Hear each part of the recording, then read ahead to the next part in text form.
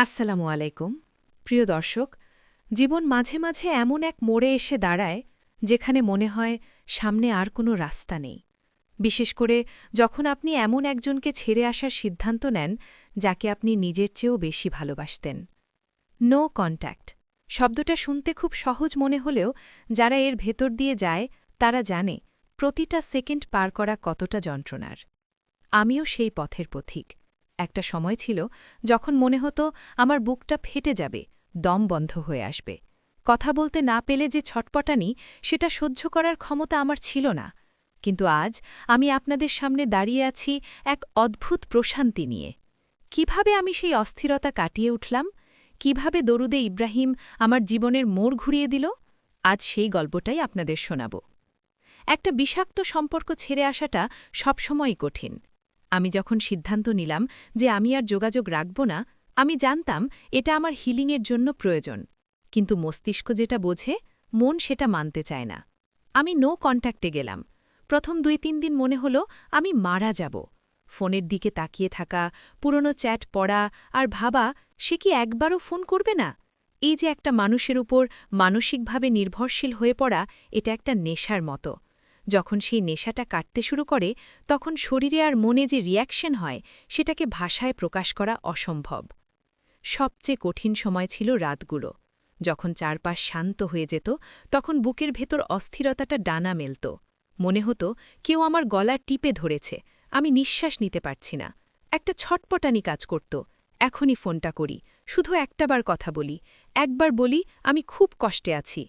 এই অস্থিরতা কাটানোর জন্য আমি কি না করেছি গান শোনার চেষ্টা করেছি অন্য কাজে মন দেওয়ার চেষ্টা করেছি কিন্তু কিছুই কাজ করছিল না তখন মনে হল আমার কোনো মানসিক শক্তির দরকার যা আমার ধরাছোঁয়ার বাইরে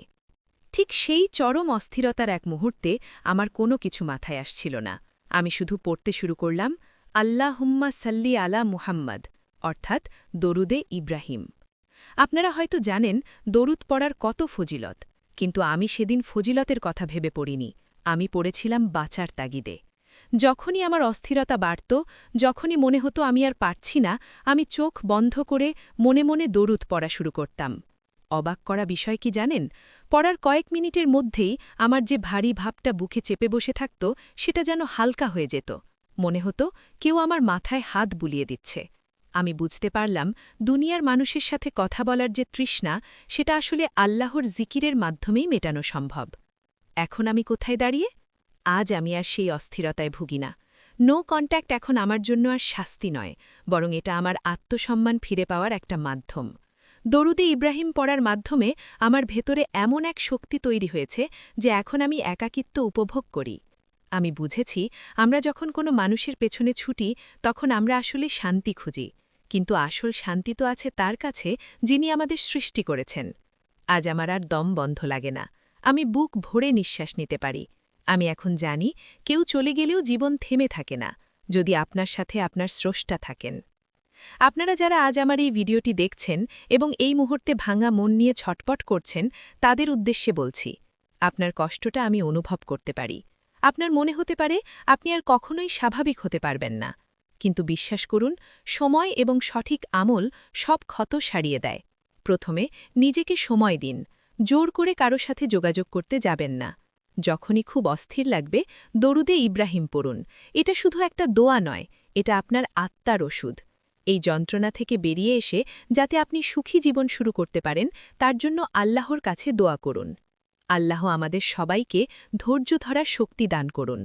ভিডিওটি যদি আপনার একটু উপকারে আসে তবে কমেন্টে জানাবেন আপনার অভিজ্ঞতা শেয়ার করলে হয়তো অন্য কেউ সাহস পাবে আজ এই পর্যন্তই ভালো থাকবেন সুস্থ থাকবেন আসসালামু আলাইকুম